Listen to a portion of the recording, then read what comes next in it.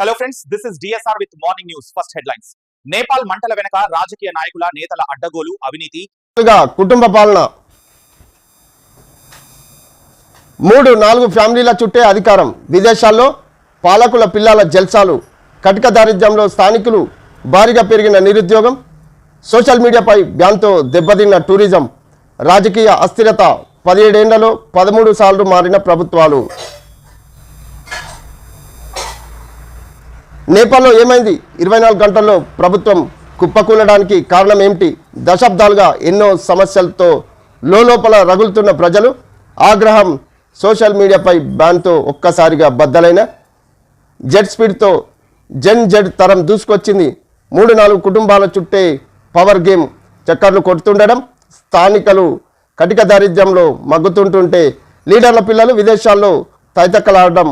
నానాటికి పెరుగుతున్న నిరుద్యోగం. అంతకంత